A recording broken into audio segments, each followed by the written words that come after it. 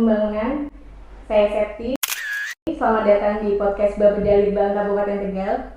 Podcast ini sebagai ruang diskusi untuk kita menggali data-data di lapangan dan mendengar suara-suara dari pelaku pembangunan di masyarakat Kabupaten Tegal. Jadi podcast ini tujuannya adalah mencari informasi, menggali informasi, terutama informasi-informasi yang sifatnya merupakan hasil dari data primer yang belum ada dari data sekunder, terutama dari data-data yang ada dari BPS maupun dari dinas, karena beberapa hal itu tidak bisa dipotret oleh angka maupun kata-kata.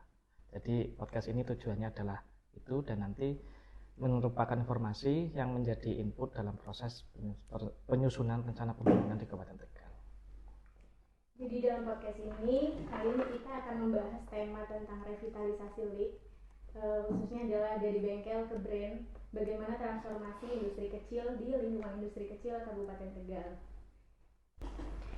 Baik, bisa perkenalkan diri secara singkat dulu Pak Tri untuk teman-teman sobat pembangunan biar tahu siapa sih Pak Tri ini dan kenapa kita juga mengundang Pak Tri. Ya, terima kasih Mbak Septi sama Pak Adi. Mungkin perkenalan dulu, saya dengan Tri Sukamto, sekarang mengelola di PT Bimuda Karya Teknik sebagai direktur, sebagai owner juga di PT Bimuda Karya Teknik. Lokasinya ada di lingkungan industri kecil Takaru, Kabupaten Tegal, di Dampiak tepatnya. Dan memang saat ini kami untuk pengelolaan atau penyuplai produk-produk komponen otomotif baik roda 2 maupun roda 4 ya, termasuk AHM, Daihatsu, Toyota. Tapi kami layer 2-nya, masih ada layer satunya yang ada di Japabeka, Pak. Itu sih Mbak Septi. Oke. Boleh Pak, mungkin bisa diceritakan kapan mulai berdiri Bimuda Karya Teknik ini dan bagaimana sejarah singkatnya di LIK saat Pak Tri mulai membangun di sana? Ya, jadi tahun 2018 itu berdirinya PT Bimuda Karya Teknik. Jadi saya konsultasi waktu itu dengan Dinas Perindustrian, pingin usaha apa yang kira-kira tepat untuk mendatang gitu Pak.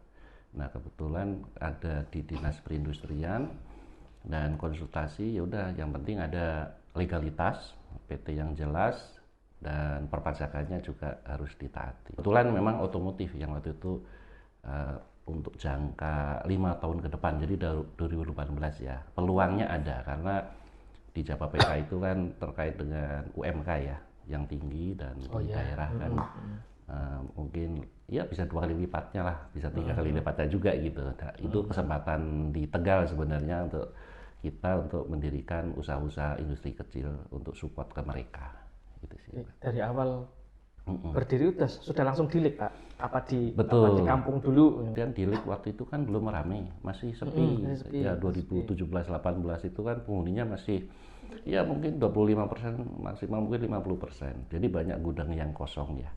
Oh, sudah ada gudang tapi belum ada. Mungkin pemiliknya ada, cuma tidak produksi di situ, Pak. Oh ya. Jadi ya memang miliknya kan Pemda, Pak. Cuma mungkin belum dioptimalkan. Nah, ada kesempatan saya ke tempat LIK itu. Ya memang awalnya itu ditempatkan di situ di Pemda.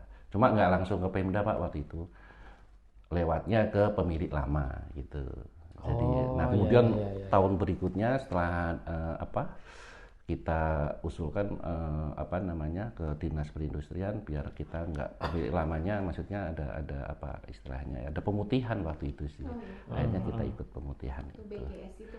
Betul. Jadi kita waktu itu ya mungkin Mbak Septi juga ceritanya ini ya, tahu juga sejarahnya bahwa di LIK waktu itu memang saya PT Bimuda Karya Teknik awalnya langsung di LIK cuma 300 meter persegi, gudangnya masih lama Pak, masih belum direnov lah gitu ya, udah lama. Yang lama-lama itu. Iya, udah lama-lama di pojokan lagi kan. Pas awal-awal bangun itu lah Pak ya. Iya. Udah jadul. Lama-lama terus kita ada teman yang masuk juga dari lingkungan yang di penduduk itu, teman-teman IKM terus pindah ke League gitu. Oh. Nah mulai rame itu Pak tahun 2018 kita masuk dan kemudian Berarti untuk di league-nya dengan salah satu yang senior. ya senior sih tidak Pak, mungkin junior untuk usaha Pak. Seniornya karena tahun 2018 mulai rame ya Pak. Yang di league-nya. Iya. Berarti dengan waktu bikin Bimuda sudah ada link dengan sana dulu. Belum Pak. Oh belum. Belum Pak. Jadi Babat alas berarti. ya kan konsultasi dulu Pak, cerita-cerita dulu pengen usaha gitu kan. Ya sih yang pasti harus ada mentor lah. Mentornya kan kebetulan di Tegal ada Dinas Perindustrian, ada YDBA, dikuatkan dengan Yayasan Dharma Bakti Astra itu. Nah terus ini Pak satu lagi, ketika sudah memutuskan ya saya mau bikin perusahaan, berarti kan jenengan istilahnya itu apa ya, footloose dimanapun bisa, Ya, nggak harus di Tegal juga bisa. betul. Nah kenapa kesini Pak? Di Tegal ya? Iya, padahal kan di Brebes ada, Ya, di Malang Pekalongan ada. ada gitu ya. Nah terus exit tol udah jadi belum sih waktu itu? Belum Pak. Nggak ada exit tol. Ya, Kenapa nggak di sana? Ya. Kenapa ke sini? Jadi memang saya sendiri kan dulunya karyawan kemudian jadi usaha itu cari usaha yang kira-kira pas gitu ya Pak ya. Dulu mencoba-coba gitu. Setelah datang ke LIG itu coba kita ya survei lah kecil-kecilan gitu. Apa sih kira-kira untuk apa namanya potensinya gitu. Sedangkan kalau di mungkin Brebes ada pertanian, itu kan Pak bawang, mungkin Pekalongan batik, kayaknya kok bukan bidangnya gitu kan. Oh berarti jenengan juga sudah Ya, mempertimbangkan daerah lain juga daerah nih. lain juga. Ya, nah kebetulan di LIG itu karena lingkungannya juga logam Pak. Kebetulan juga teman-teman saya juga apa yang lingkungannya juga kadang berhubungan gitu cerita-cerita. Jadi sangat terbuka sih penduduk apa usaha wirausaha Tegal juga bahwa nanti ada ke depan 5 tahun ke depan itu ada potensi untuk naik gitu ya, untuk potensi apa pekerjaan dari otomotif tersebut masuk ke ya terutama Jawa Tengah ya Pak ya, karena itu terat isu dengan apa UMK-nya itu. Ya, naik. Nah itu. Sampai 5 lebih di sana Pak. Iya betul, sekarang 5 lebih, kita kan 2,2 sekian ya. 2 kali lipat Kan lebih. berarti hampir 2 kali lipat ya Pak ya. Iya 2 kali lipat lebih. Lumayan. Betul. Dan ini kesempatan kita sebenarnya, kesempatan kita untuk buka peluang untuk teman-teman bisa apa ya, jadi wira swasta lah, wira usaha ya gitu ya. Peluang-peluang itu yang ada. Kalau karena dari awal itu memang di LIG, mungkin produk apa yang diproduksi sama Bimuda waktu itu, dan apakah selama perjalanannya ada pengembangan diversifikasi produk gitu? Ya, memang awalnya itu kita teman-teman kita itu kan logam semua. Jadi di tempat-tempat apa teman-teman saya itu pengusaha-pengusaha Tegal itu logam. Nah, memang ada beberapa ada yang berkecimpung di alat berat gitu ya. Ada di perkapalan, terus ada yang di aftermarket ya. Banyak juga yang aftermarket kan, banyak juga itu macam-macam produksi apa rumah tangga gitu ya. Ada juga yang memang sedang apa ya, sedang in lah waktu itu otomotif. Nah, kebetulan juga saya juga sering diskusi waktu itu ya, cari mentor lah kira-kira buat perusahaan siapa gitu kan. Nah, kebetulan ada sih memang mentor saya juga gitu. Jadi karena saya backgroundnya bukan manufaktur ya, jadi perlu mentor juga Pak. Benar-benar cari pegangan. Iya, buat pegangan. Nah, kata mentor saya itu bilang, Pak Tri boleh saya mentorin, asal jangan ngeyelan katanya. Oh, Iya, itu ya. ya jangan ngeyelan, jangan selalu bantah katanya. Kuncinya itu, Pak. Kalau mau ya ayo gitu. Nah itu ya alhamdulillah otomotif. Jadi awalnya pengusaha juga. Pengusaha juga Pak. Kebetulan ya pindahan lah ya dari Jakarta ke LIG juga waktu itu. Oh. Ya namanya ya saya sebutkan Pak Abdi Wisli itu. Sekarang sudah almarhum. Jadi itu mentor saya untuk selain Dinas Perindustrian dan YDBA itu ada mentor terkait dengan teknisnya di perusahaan. Jadi ya membantu, termasuk mesin-mesinnya juga kan dari Pak Abdi itu. Jadi kita nggak beli tunai Pak.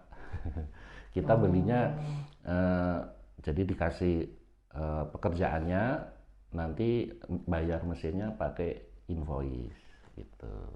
Jadi waktu itu mesin dan peralatannya itu saya nyicil bayarnya pakai pekerjaan yang dikasih gitu loh. Oh, kayak jadi sub Iya, dulu lah ya, sub sub dulu. dulu ya. Ya. Jadi waktu itu ya berarti kalau Pak Abdi atau sekarang TM itu ngesubnya kan ini ke produk roda 4 Daihatsu Toyota gitu Pak. Nah berarti layer 3, layer 4 saya waktu itu. Jadi layer principal ya, layer 1, layer 2 Pak Abdi, layer 3 saya gitu. Itu Iya, iya, ekosistemnya. iya, Dari iya. tier 3 ya. Ya, jadi APM. jadi dari bawah, memang dari bawah. Layer Merintisnya 3. memang Iya, dari paling dari bawah, Pak, ya? itu. Dan mentor itu Pak Abdi, ya silahkan Pak Abdi kalau mau apa namanya cari customer lain gitu kan. Nah itu peluang kan, customer lain kan ada, mungkin ada link and match dan segala macam di dinas kan, dinas perindustrian itu. Ya kita ikutin program-programnya. Gitu. Jadi otomotif saat awal-awal saya ini Udah bekerja. di otomotif ya produk Ya, dari produk awalnya. otomotif. Dan ya alhamdulillah bisa ngikutin gitu. Maksudnya kan kalau otomotif jalur segala macam itu kan harus tertata, Pak. Iya, iya. Ya, dengan izin bersatu mereka maunya kualitas bagus, ya, delivery-nya tepat, harganya kompetitif gitu. QCD. Nah itu, ya itu akhirnya kita bisa berjalan, belajar lah ya, itu dari belajar dari situ, akhirnya bisa sampai saat ini gitu. Dari tier 3, berarti Tier sekarang 3. tier 2. Tier 2 Tier 2. sekarang, iya. Cita-citanya pengen tier 1 Tier 1. gitu. Tapi itu terkait banyak fasilitas SDM harus siap Harus gitu ya. siap juga, harus ada yang mendukung juga untuk Betul. bisa. Kalau selain tadi yang disampaikan cerita ke tier 3 ke tier 2 itu ya Pak, sampai sejauh ini Bimuda ini udah kerjasama atau link and match-nya dengan perusahaan mana aja dan sebagai tier APM Iya. berapa? Ceritanya gimana kok bisa Bisa naik kelas? naik kelas, Nah, ya. itu. Betul. yang bantuin siapa aja, Ya, prosesnya betul. gimana? Jadi ya tadi dengan Pak Abdi Wesley itu layer 3, jadi Pak Abdi Wesley namanya PT Trimitra Margana Unggul. Itu Trimitra Margana Unggul. Nah itu saya layer 3 dan alhamdulillah waktu itu kan sering ada kunjungan dari industri-industri besar, terus ada Kementerian Perindustrian, melalui Dinas Perindustrian Kabupaten Tegal itu, ya kita ikut program-programnya. Kenapa sih saya waktu itu yakin? Karena memang program dari Dinas Perindustrian juga ada pelatihan-pelatihan, dari JDBA juga pelatihan, bukan jadi ownernya saja Pak, tapi sampai ke teknis karyawan-karyawannya. Kan banyak tuh ada pelatihan terkait dengan basic mentality, terus ada lagi teknik quality-nya, terus teknik produksi. Nah itu diajarin secara gratis kan Pak. Itu kan sayang kalau nggak ikut di programnya. Nah itu. Kalau kualitasnya naik, mereka juga yang Ya, untung ya. ya mereka untung. Nah itu saya ikutin tuh program baik dari Dinas Perindustrian, dari YDBA, kemudian dari Kementerian Perindustrian juga. Saya ikut program-programnya. SDM juga bisa ada ilmu di situ. Nah dari layer 3 kemudian kan industri besarnya itu ini juga nih ada potensi di Tegal bagus, akhirnya layer 1-nya Pak didorong untuk ngasih pekerjaannya ke Tegal. Nah kebetulan ya memang tidak semudah yang kita bayangkan langsung nyantol gitu ya. Dan itu harus diaudit dulu gitu kan, gimana prosesnya diproduksi, apakah sudah benar atau belum. Memang diajarin. Dan kita juga minta jangan diaudit, tapi di develop lah gitu. Kan beda ya. Kalau diaudit pasti nggak lolos lah Pak. Iya. Nggak mau syarat. Iya, nggak mau disyarat. Ya kita minta juga dibimbing, di develop supaya SDM-nya juga pas. Karena SDM kita kan rata-rata di daerah Tegal. Bukan dari lokal? Iya, dari lokal, bukan dari luar kita ambil yang pinter terus kita taruh kan enggak Pak. Ini mahal kan Pak. Iya. Nah, lebih baik potensi yang ada di Tegal ini dari universitas yang tepat, dari Purbaya, dari Harber, dari Universitas Pancasakti itu ya kita rekrut yang kira-kira ada kemampuan untuk ikut lah, yaitu yang penting tidak ngeyelan gitu ya, tidak bangga. Mau belajar ya. Mau belajar lah, silakan gitu kan. Nah itu mulai itu di develop, di develop itu ya kita nurut juga, akhirnya bisa jadi layer 2. gitu. Dan ya ada sebenarnya yang sudah masuk itu kan kayak PT Nandia Karya Perkasa yang sekarang ada di Tegal. Ya, itu kan arah Kuci. iya betul. Itu customer kedua lah Pak di saya itu karena dulu masuk ke sana. masuk ya kita masuk. Nah, masuk memang ke sana ya? sebelum di Tegal kan di Cilengsi. Nah, itu kita kirim ke Cilengsi. Oh, Nandia itu. Iya, Nandia di Cilengsi. Terus pindah ke sini. Bukan pindah, berarti bangun baru Pak di sini. Oh, Pengembangan. tambahan. Ya.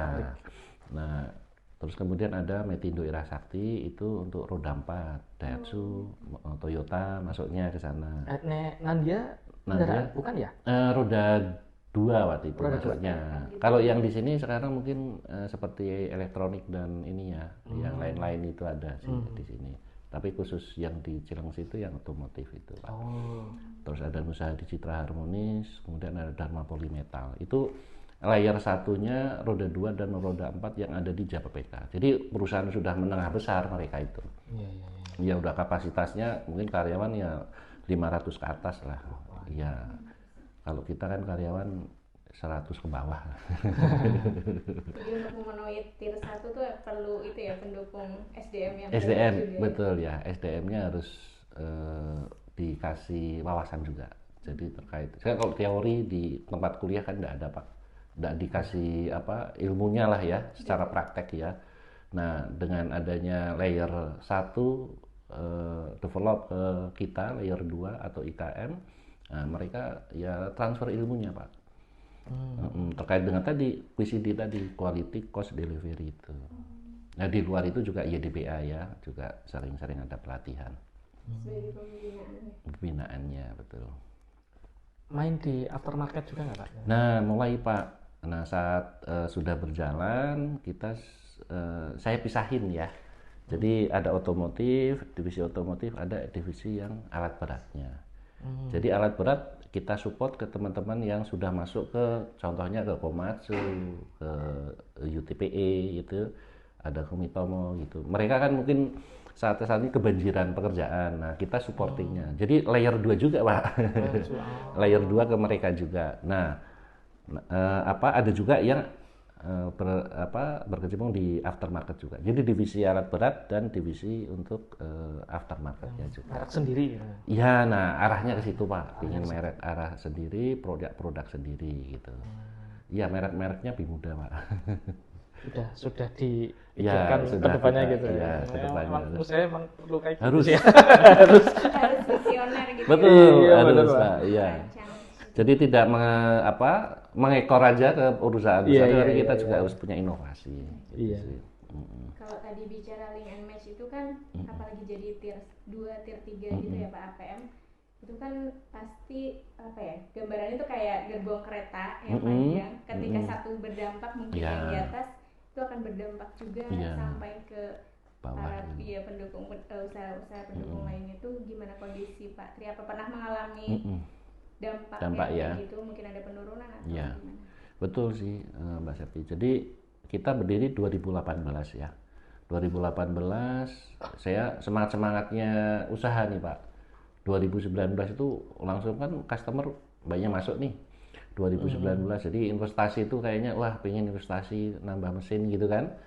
Nah 19 udah naik-naiknya Pak. Itu produksi itu bagus lah 2019. Nah kebetulan 2020 itu ada COVID ya. Iya.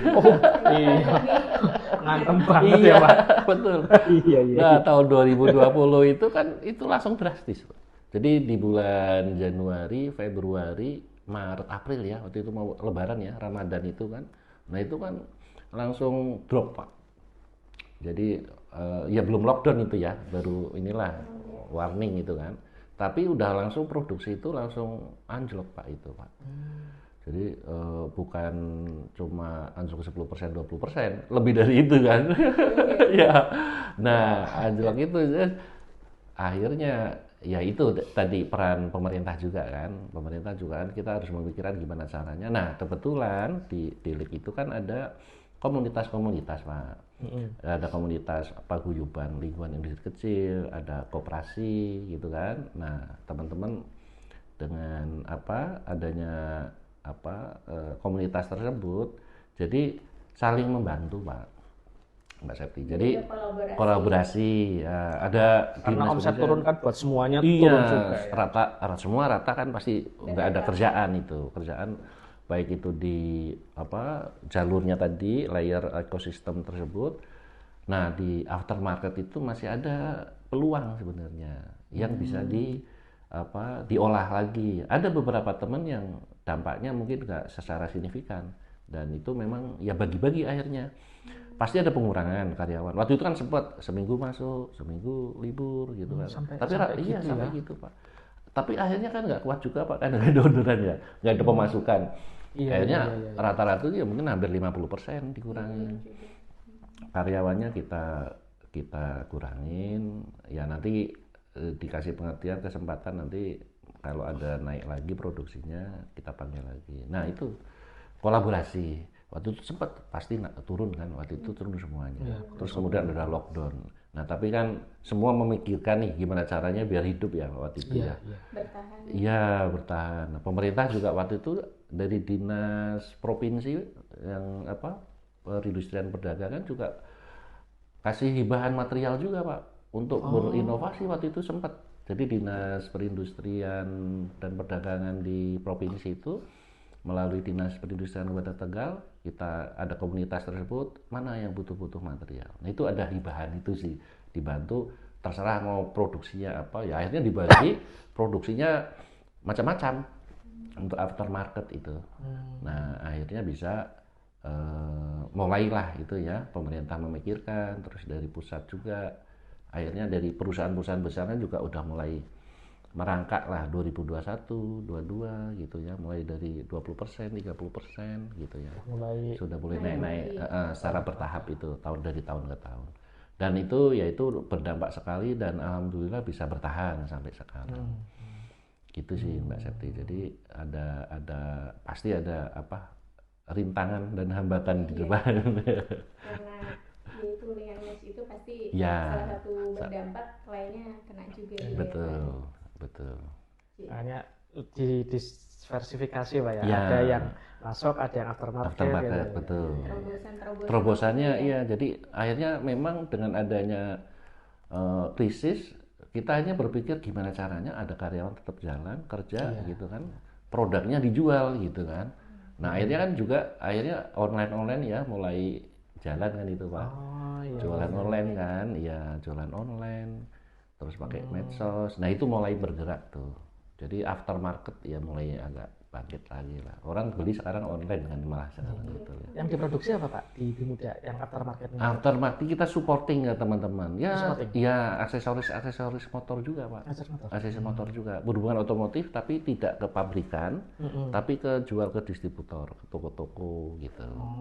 Ya, ada juga yang alat-alat rumah tangga juga kita bikin pokoknya yang kira-kira bisa peralatan rumah tangga itu. Ada juga kan teman-teman banyak kompor. Kita jadi subkonnya, bikin apanya gitu. Mesinnya itu Komponen-komponennya. bisa disetting untuk Betul. produksi Bisa Pak. bentuk A, bentuk B, bentuk C. Betul bisa. Gitu ya. Jadi Canggih ya. Sering namanya? produknya ya soalnya Iya. peluangnya luar biasa. Memang di Tegal itu apa saja memang teman-teman itu kan kayaknya sudah mumpuni untuk produksi ya. Nah tinggal memang diolah lagi mungkin ada keterlibatan pemerintah atau mungkin swasta perusahaan besar biar ada produk khusus misalkan di Kabupaten Tegal gitu Pak. Jadi kira-kira apa inovasinya itu memang perlu penggodokan ya. Perlu sering-sering forum diskusi lah gitu. Gimana nih biar ada produk yang dijadiin oleh Kabupaten Tegal gitu. Jadi khas memang Iya, dari Kabupaten Tegal dan betul. bisa Ikan. legal. Iya, Ikonnya. ikannya. Nah, dulu kan Tegal Arahnya ke Jepangnya situ sih. Indonesia. Iya. Terus ini kan di Muda sudah jadi naik jadi tier 2 ya Pak? Tier 2, betul. Berarti punya subkon nggak? Iya, betul. Ada beberapa sekarang juga ada? sudah ada. Jadi layer 3-nya itu juga ada. Kita bikin yang sesuai kemampuan dari layer 3, Pak. Jadi bisa ngelas ya nanti kasih pekerjaan ngelas.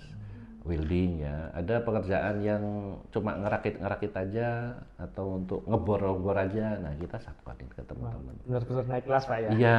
Naik kelas. Jadi saling bantu. Yang kira-kira ada teman yang pengen usaha apa, kadang-kadang kan bingung nih mau usaha apa nih gitu. Ya pasti kita juga motivasikan kalau ya kerja yang penting jangan mundur gitu kan. Pasti hambatan ada. Nah, ini ada pekerjaan yang bisa kita share. Cuma ya memang awal itu berat Pak, karena harga kan pasti dibagi nih. Oh iya. Ya. Harga layer 3 kan nggak sama dengan layer 2. Ya. Layer 2-nya kan pingin untung juga. Ya. Nah, layer 1-nya pun untung juga. Iya, Gitu. iya. Ya jadi Iya. sampai ke layer 3 ya sangat kompetitif lah gitu. Apalagi layer 4 gitu ya. Oh, ada layer 4 juga. Ya, ada. Jadi ya itu tinggal nanti gimana caranya biar naik kelas ya ikut program-programnya dinas, dari Pemda gitu kan, dari Kementerian Perindustrian. Nah itu diikutin aja, itu ilmu lah Pak, ilmu dan memang ya mengena buat kita sebenarnya. Kalau untuk pengen jadi usaha ya dari situ sebenarnya. Kalau ekosistem Dilik itu gimana Pak? Soalnya Ya. bukan dulu sih, saya pernah dengar mungkin di daerah lain juga ya ada budaya yang ketika dapat order itu Ya. saya sendiri, Betul. atau kalau misalnya terus ada order terus saling mematikan, saya berani untuk masuk dengan harga rugi dulu. Yang penting temennya nggak punya order sehingga collab, jadi tinggal saya sendirian. Nah itu kalau sistem di logam Dilik ya.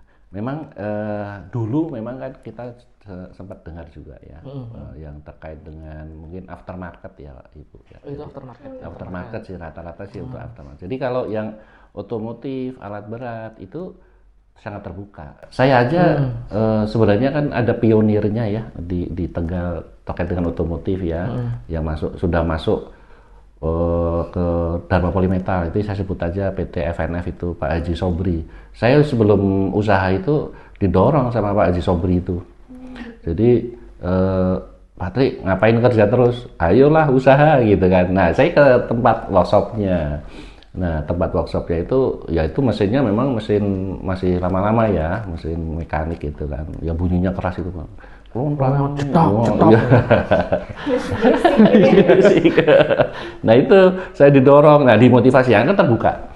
Jadi ya generasinya kan berarti bapaknya Pak Elvas itu kan, Pak Haji Sobri itu yang sekarang jalan itu yang perusahaannya di Dilik juga sekarang.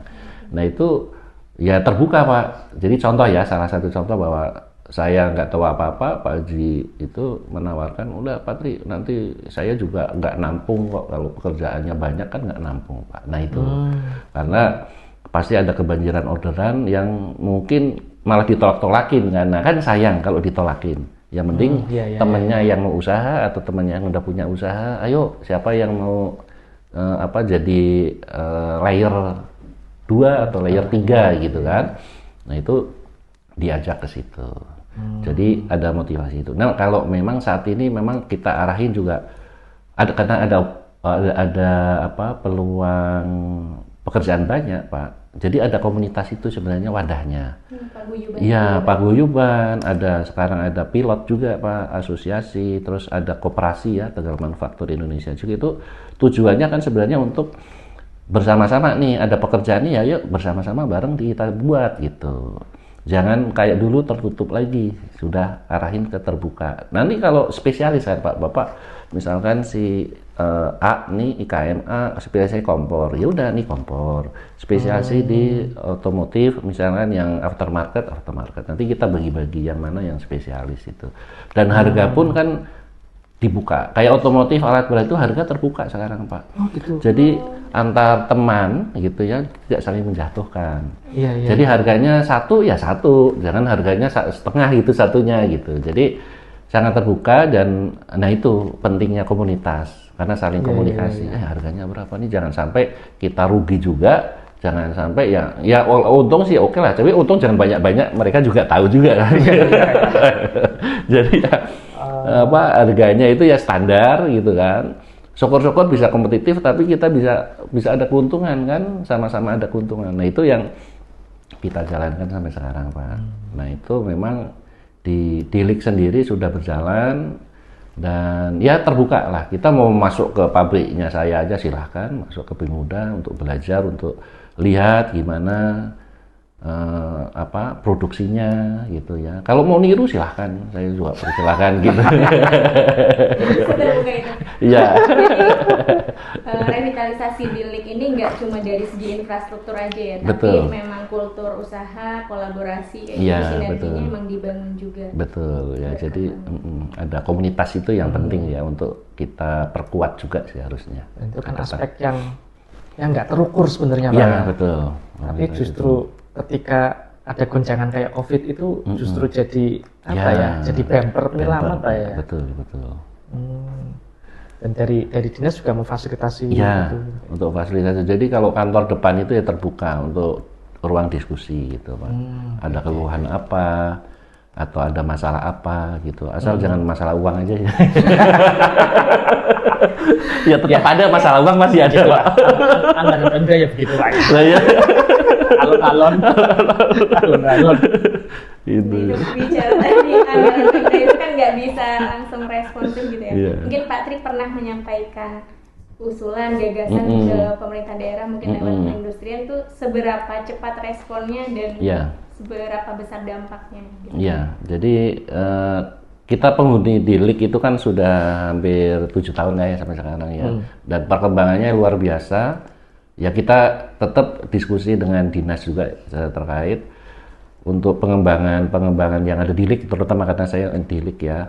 Dan ya alhamdulillah ada beberapa istilahnya fasilitas yang sudah bagus lah Pak.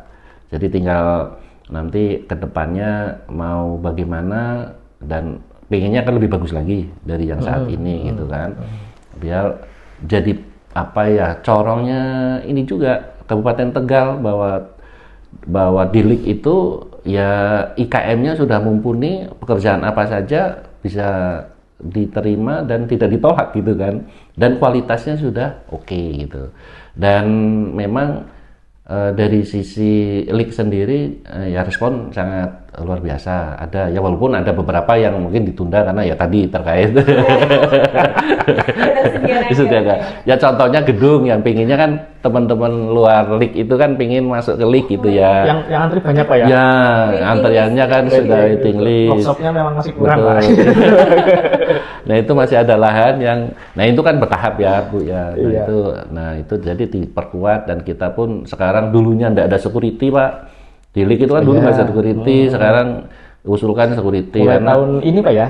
Tahun kemarin sih kemarin. ya security dan ya itu nanti perbaikan karena kenyamanan kan itu nanti kan kita sewa Pak sekarang kan retribusi kan ya ke Pemda. Jadi kita juga biar nyaman, Pemdanya juga ada fasilitas yang oke lah ya buat teman-teman industri kecil. Ya kedepannya lagi nanti ya sering-sering forum-forum untuk perbaikan apa yang kira-kira bisa menumbuhkan inilah pendapatan di Pemda ya. Itu ya Lik ini sebagai visualnya lah di Tegal gitu. Kalau kita mungkin ke tempat lain mungkin kan belum tentu. Kalau kita lihat mungkin di daerah lain ya Pak. Kalau Tegal kan sudah ada nama nih Pak di Lik itu kan. Jadi dari Toyota udah datang, dari Daihatsu sudah, AHM sudah datang. Tapi Kementerian Perindustriannya juga kayaknya cinta banget. Banget sama dinas. Sama Lik Tegal. Jadi kunjungan studi banding itu juga sering banget ya. Iya, betul. Apalagi sekarang ada exit tol Pak ya? Iya, nah itu ada exit tol juga. Yang intinya sih pinginnya kita juga sekarang kan banyak industri besar yang datang Pak. Maksudnya bukan tumbuh dari industri kecil ya, tapi industri besar yang pindahan dari Jababeka atau Tangerang atau mana gitu kan. Pindah ke daerah Kabupaten Tegal. Nah, pinginnya kita kan kolaborasi nih. Kalau kita langsung ke industri besarnya kan kita sulit masuknya. Nah, melalui pemerintah daerah. Itu yang untuk nyolek lah industri besarnya itu.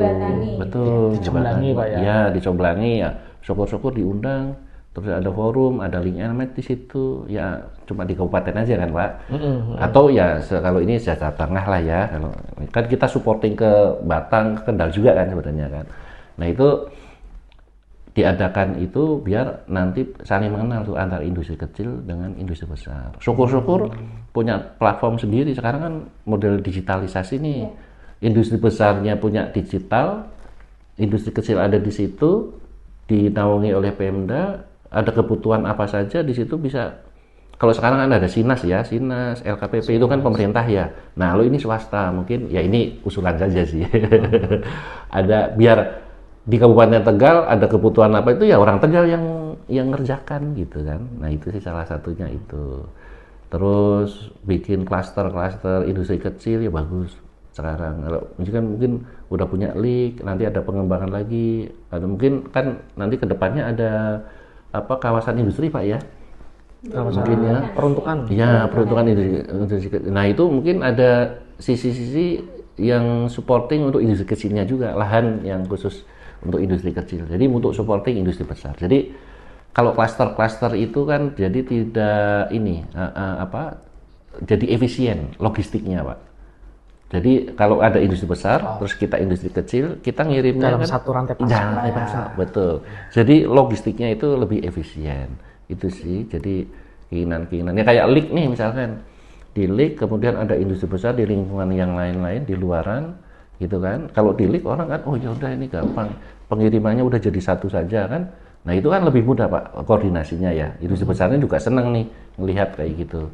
Nah, ini sudah bagus, ini udah berjalan ya Pak ya. Cuma nanti ke depannya kalau memang ada industri besarnya yang mau pindah-pindah itu diarahkan untuk paling enggak ya sedikit memaksa lah 20% lah kasih ke industri kecil gitu. Pekerjaannya, porsinya gitu. Gitu sih. Ini Pak. kan industri memang sudah mulai banyak yang masuk kayak. Betul, iya.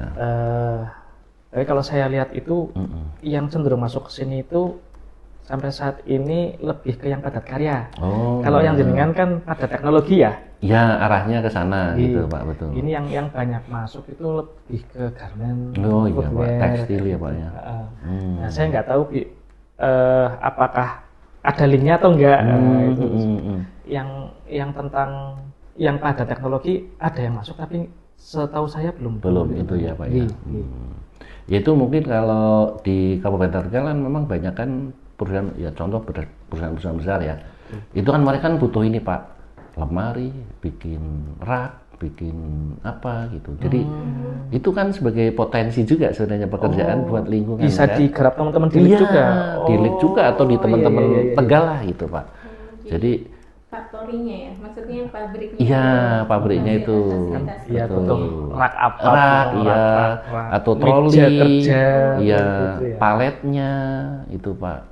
Ya itu bukan besi saja, kayu kan palet ada juga kan. Ya. Oh iya, nah, bisa ya. Betul. Jadi sebenarnya biar nggak di luar, ngambilnya itu nggak di luar Kabupaten Tegal. Ngambil ya teman-teman IKM yang ada di Kabupaten Tegal. Karena di sini juga bisa bikin. Bisa bikin, nah ada kompetitif ya. Bisa. Iya. Nah itu sih Pak. Ya itu peran pemerintah Pak. Iya. Terus kalau tentang kritik Pak, sing ora enak-enak, nah itu kira-kira apa yang bisa di gitu ya Pak. Kritik untuk kami. Ya untuk pemerintah ya. Iya saat ini sih mungkin tidak ada kritikan, masukan saja Pak. Mungkin salah satunya di industri kecil itu kan payung hukum ya, paling enggak satu payung hukumnya. Maksudnya kita berhubungan dengan industri besar itu kadang-kadang kan ya oke biasa saja gitu tanpa ada legalitas biasanya kan gitu kan. Ya, nah dengan adanya link and match itu kan akhirnya bisa ada payungnya lah gitu. Pemerintah itu satu. Yang kedua juga terkait dengan mungkin pembiayaan juga ya Pak ya. Di pembiayaan itu kan saat ini kalau bunga bank kan tinggi ya Pak. Tinggi lah ya kalau menurut kita industri kecil. Kata kita layer 2 kan Pak, layer 2 dan layer 3. Bisa akses kayak kur kayak gitu enggak sih Pak? Akses sih kur masing-masing Pak. Ya dengan bunga yang sekarang kan kur 6% ya Pak ya. Yang kita inginkan dengan adanya klaster itu, mungkin di LIK lah ya, khususnya kayak LIK itu kan klaster juga Pak.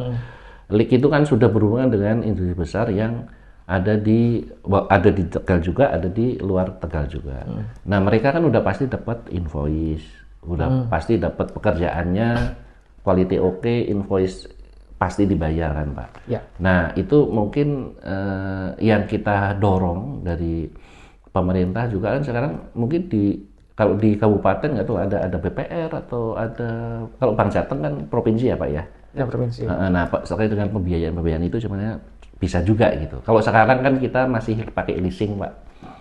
Oh. Dengan jaminan invoice itu kan pakai leasing. Nah syukur-syukur di Kabupaten Tegal ada bank sendirilah khusus, kan punya ya Pak? Punya. Nah, Bank Tegal itu. Oh iya, nah itu BUMD itu membiayai teman-teman industri kecil yang sudah berhubungan dengan industri besar. Jadi jaminannya bukan rumah atau tanah atau mesin lagi, tapi dari jaminan invoice order itu. Invoice order. Sekarang kan ditangkap oleh teman-teman di leasing yang sudah berjalan. Perbankan pun belum. Secara perbankan juga belum. Perbankan maunya kan yang di atas Pak, yang punya merek baru tier 1 ya.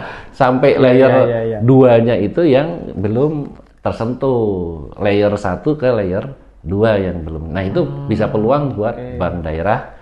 Kalau di sini namanya bank daerah mungkin Bank Tegal ya. Nah, itu kan punya Pemda sendiri. Nah, itu supporting ke teman-teman IKM juga bisa. Ya, nanti tinggal nego bunganya Pak. Syukur-syukur bunganya rendah, syukur-syukur ada subsidi gitu. Kalau leasing berapa persen? Kalau perbankan, kalau KUR kan 6% Pak. KUR 6%. Kalau KUR itu kan sampai dengan 500 juta kalau nggak salah ya Pak ya. Nah, kalau yang jaminan tanah atau apa namanya per mesin gitu ya, mesin dan yang lain-lain itu dengan leasing kan lumayan Pak, sampai 13-14%, ada yang 15%. 15%? Setahun? Ya setahun Pak. Jadi rata-rata itu kalau kita nggak nego ya dapatnya 13 lah gitu ya, 13 sampai 14. Nah, terus kalau perbankan itu ya mungkin rata-rata 10-11% gitu ya saat ini ya. Yang dengan jaminan tanah. Tapi kalau bank ya, kalau mesin bank nggak boleh Pak.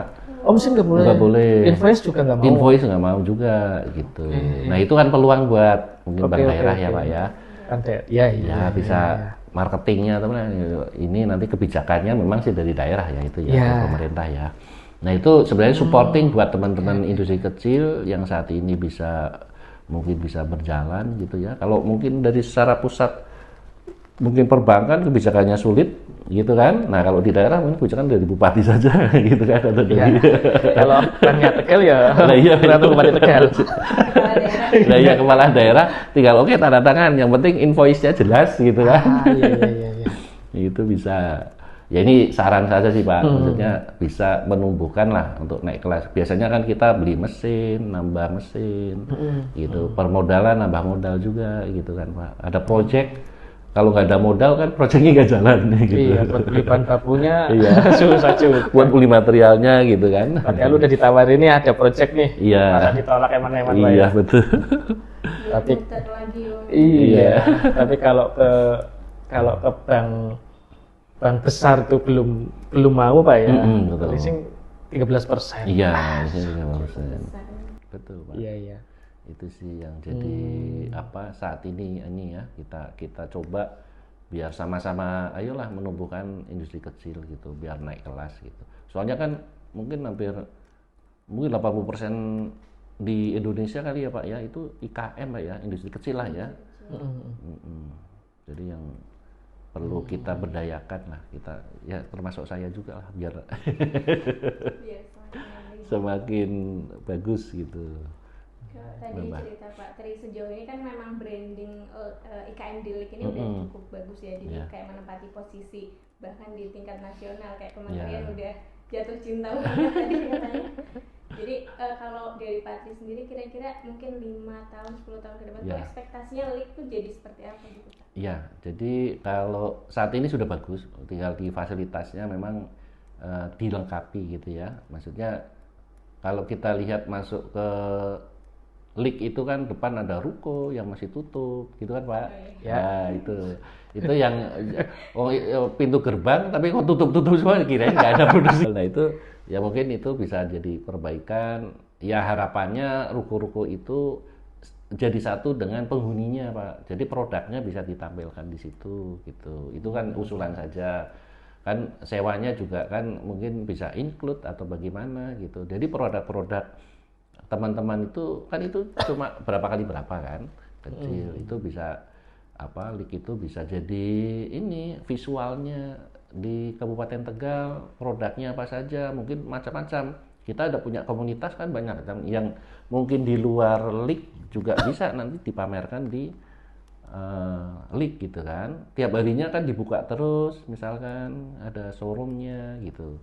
Jadi apapun produknya yang dibuat oleh teman-teman Tegal bisa ditampilkan di situ. Itu yang mungkin yang pertama. Terus kemudian yang kedua terkait dengan apa link and match ya, mungkin sering-sering gitu ya, ada apa forum diskusi juga untuk perbaikan pendidikan ke depan. Fasilitas yang ada mungkin ya syukur-syukur ada fasilitas olahraga di LIK Pak. Iya kan, padahal kan itu peluang tuh. Iya, Maksudnya ya disewakan juga pasti laku juga gitu kan fasilitas olahraga. Gym kan. Nah, iya. Soalnya kan biar nggak stres Pak, udah kerja sih memang ngeluarin tenaga ya, tapi kan ingin refreshing. Itu bisa juga fasilitas olahraga kan luas tuh, mungkin ada sebagian yang untuk fasilitas olahraga gitu kan, itu di LIK. Terus kemudian terkait dengan apa penguatan pasar sih sekarang sudah berjalan memang sih, memang banyak yang ada programnya dari Dinas Perindustrian yang kadang-kadang kita kunjungan ke perusahaan-perusahaan yang ada di Jababeka. Nah, tinggal memang terkait dengan BUMN Pak, ini juga kan sebenarnya banyak juga peluang. Jadi berhubungan, mungkin kalau di daerah Tegal sendiri kan ada kereta api yang BUMN ya Pak ya. Terus ada yang lain mungkin apa di sini yang bisa dioptimalkan. Jadi biar pesannya itu enggak di luar Tegal sih. BUMN yang ada di Tegal ini biar kerjasama dengan IKM Tegal gitu sih. Nah itu kan perlu peran pemerintah yang dijawilkan ya betul. Gitu. Ini Pak, kan orang awam tuh dengar LIK kayak kesannya IKM logam aja. Ya, Padahal kan betul. kalau berdasarkan data tuh ada kalau nggak salah ya Pak, 29 IKM yang di LIK itu 4 diantaranya tuh di luar perlogaman. Perlogaman. Jadi apakah industri lain juga berpeluang untuk ikut misalnya pindah juga di lingkungan industri kecil itu ya. atau dan juga ada potensi untuk ikut berkembang juga gimana? Kalau teman-teman memang di LIK sendiri kan banyak ya, ada mungkin 80% ya berarti ya logam ya, mungkin ada yang perkayuan juga. Itu tergantung kebijakan pemerintah yang mengelola LIK soalnya sih. Kalau kami sebagai pelaku usaha yang di LIK, ya ayo kita bareng-bareng gitu, saling support gitu. Kalau memang ada kebijakan untuk di luar logam, yaitu kebijakan dari pemerintah. Jadi yang penting sama-sama tertib gitu kan, dan ayo bareng-bareng gitu. Jadi kayak kayu juga supporting juga kalau kita punya produk yang furniture gitu, ada logamnya juga misalkan. Nah, perlu kayu juga, nah kan nggak jauh-jauh juga sebenarnya, gitu sih. Pesannya nggak jauh-jauh dan kualitasnya juga oke gitu kan, nggak masalah. Daripada kita cari yang di luar, dari ongkosnya kan lumayan juga gitu. Jadi mungkin saling berkaitan, mungkin di klaster aja mungkin kalau saran atau masukan ya. Mungkin ini kayu sebelah sini, mungkin logam sebelah sini, atau yang lain mungkin apalagi yang berhubungan. Nah itu tergantung kebijakan pemerintah sih Bu. Kalau saya pelaku usaha sih kita ngikutin saja dari pemerintah untuk bicara.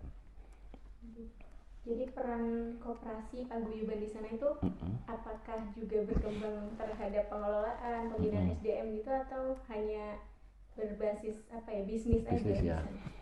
Betul, kalau kita komunitas yang kita bangun itu ada Koperasi Tegal Manufaktur Indonesia, terus ada juga pilot gitu ya, terus ada paguyuban lingkungan industri kecil juga. Jadi ada 3 sekarang ada di LIK itu, dan anggotanya ada yang di luar LIK juga gitu. Ya, jadi bukan kalau paguyuban LIK memang, tapi kalau koperasi dan pilot itu asosiasi pilot itu perkumpulan itu di luar LIK juga banyak yang ikut jadi anggota. Dan perannya berarti misalnya dengan bisa jadi anggota paguyuban, anggota koperasi, anggota pilot juga. Betul. Iya. Jadi semua jadi bisa jadi anggota. Ya. Jadi itu untuk membangun, yaitu manfaatnya sebenarnya banyak. Ada informasi pekerjaan salah satunya. Itu saling sharing. Saling sharing, betul. Terus kemudian ya terkait dengan harga Pak, price-nya gitu kan. Kalau sampai iya Pak, price juga diflorkan. Ya, yang ada kemampuan nanti dikumpulin siapa? Oh, bertiga. Ya udah nih harganya harus sepakat ya. Jangan diturunin gitu.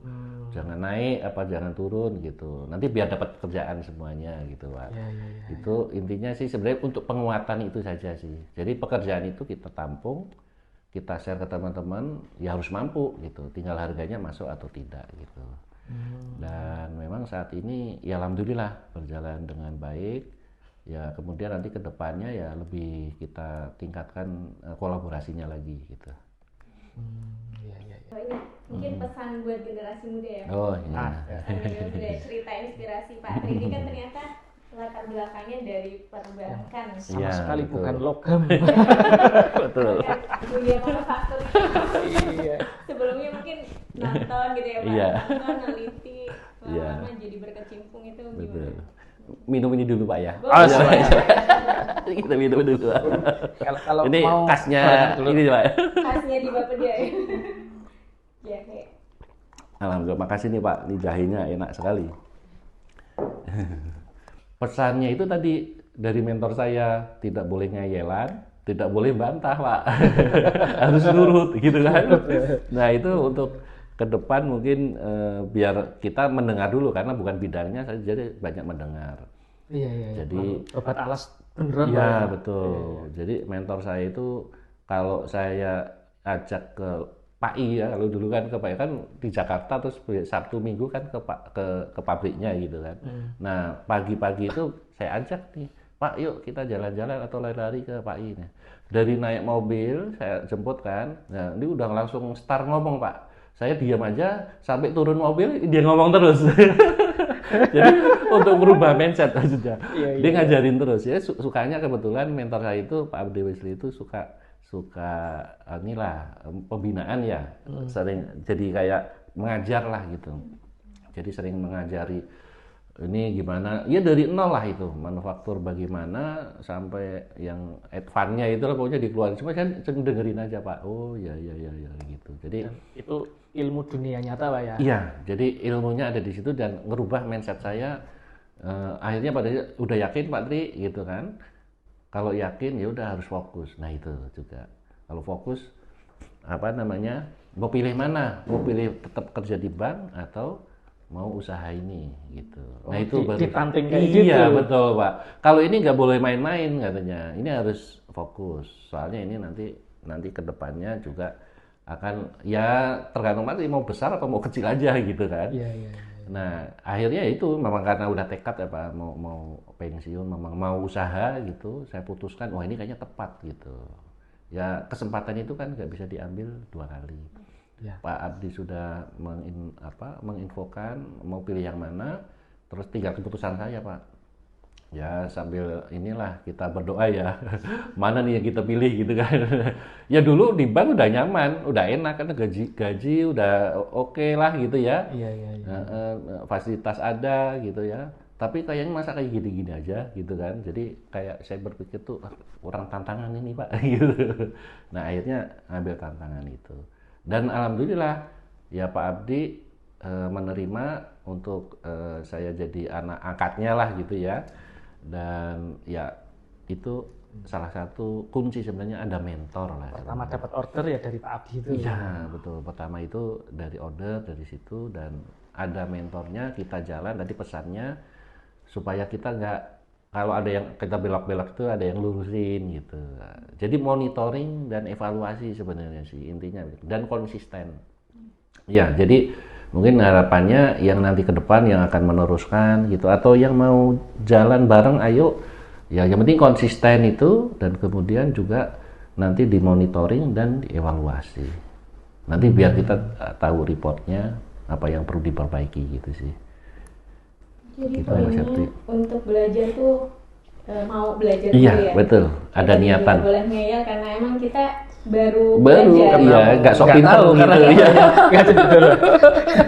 Jadi sok banyak pinter. mendengar dulu, Iya, ya, mendengar banyak dulu. mendengar, mau berproses, dan emang kita tuh perlu mentor gitu untuk Betul. mengarahkan Iya. ke depannya bagaimana. Kalau di sini kan mentor sebenarnya ada dinas perindustrian, ada YDPA, itu salah mentornya. Tinggal kita cari mentor-mentor yang lain kan untuk pembinaan-pembinaan gitu. Yang lebih teknis. Iya, udah sebenarnya di Tegal Kabupaten itu udah kokoh sebenarnya untuk mungkin dari awal sekolah terus pengen jadi usaha, atau bapaknya daripada ngajarin sama bapaknya kamu tak ajarin aja ke di DPA, ke dinas perindustrian, itu bisa karena banyak programnya sebenarnya. Itu sih yang saat ini kita jalankan. Ini cukup Ya, ya, itu, nggih. Andi? Itu. Jadi emang cukup luar biasa sih kita dapat insight baru ya dari Pak Tri Sukamto ya Pak, Iya. tentang apa yang terjadi di LIK atau yang sudah berkembang di LIK saat ini, kemudian sejarah-sejarah yang mungkin dilalui sama Pak Tri selama usaha di LIK Takaru Kabupaten Tegal. Jadi harapannya kita juga akan ke depan mendengar suara-suara dari pelaku pembangunan langsung di masyarakat, mungkin akan hadir pelaku ekonomi lain lagi. Jadi tonton terus podcast Bapeda Litbang. Sampai jumpa di episode berikutnya. Sekian.